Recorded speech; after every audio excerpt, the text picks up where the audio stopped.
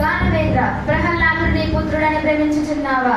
వరప్రసాదుడు అయిన నిన్ను కబలించుటకు మృత్యువునకు వేరు మార్గం లేక నీ పుత్రుని రూపంలో జన్మించినది. నీలో పుత్రవాత్సల్యం పుట్టించినది. ఆ పుత్రవాత్సల్యే నిన్ను కృంగదీసి క్రమంగా కృషింపజేయుచున్నది. కావున నీకు మరణం తప్పదు. అవును, ప్రహ్లాదుడు నా పుత్రుడు కాదు.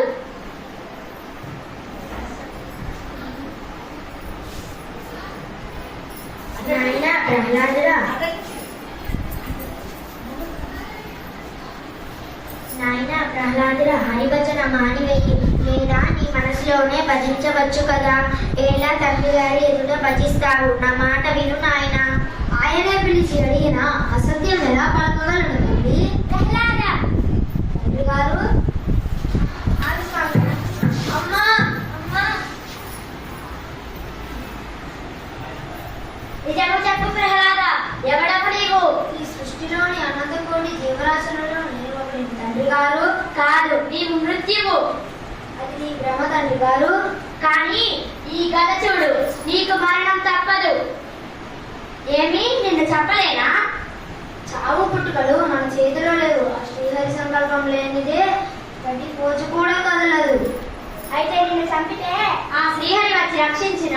మరి ఇంతవరకు నన్ను రక్షించి ఎవరంటున్నారు తండ్రి గారు? ఆ శ్రీహరియే. ఓరి భాషను పొగుడుతున్న ఆ శ్రీహరిని చూపగలవా?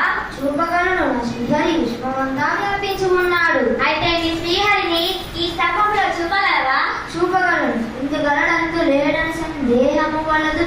చక్రి సర్వోపగతుండు ఎందెందు వెతికి చూచినా అందంతే కలడు దానవాగ్రని వింటే. అయితే చూడుము.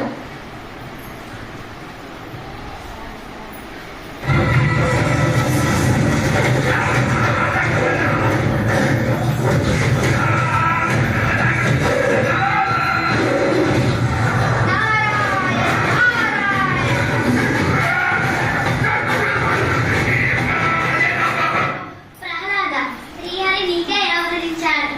ఈ విన్నపమును గమనించగలడు. శాంతించమని ప్రార్థన చేయు నాయన. నమో నారసింహ, నమో భక్తపాల, నమో నారసింహ, నమో భక్తపాల, నమో నారసింహ, నమో భక్తపాల, నమో నారసింహ, నమో భక్తపాల. ఓం శాంతి శాంతి శాంతి. అహానిధి విరూపం సందర్శనం వల్ల నేను ధైర్యుడినైతే నా తండ్రి మీపై అజ్ఞానముతో వైరం పూనాడు. అతనిని క్షమించి అనుగ్రహించుము స్వామి. అలాగే పుత్ర, నీ తండ్రి పూర్వజన్మలో నా భక్తుడు. నా శాపం వల్ల రాక్షస జన్మ ఎత్తాడు. నేటితో ఆ విమోచనం కలిగింది. నారాయణ, నన్ను అనుగ్రహించి ముక్తి ప్రసాదించండి స్వామి. ప్రహ్లాద, నీవు భాగవతో తమ్ముడవు. నీకు ముక్తి తప్పక లభిస్తుంది. కానీ ముల్లోకాలు పాలించి ధర్మస్థాపన చేయవలెను. చిత్తము స్వామి, నన్ను ఆశీర్వదించండి. తదాస్తు. ఈ అవకాశం ఇచ్చిన ధన్యవాదాలు.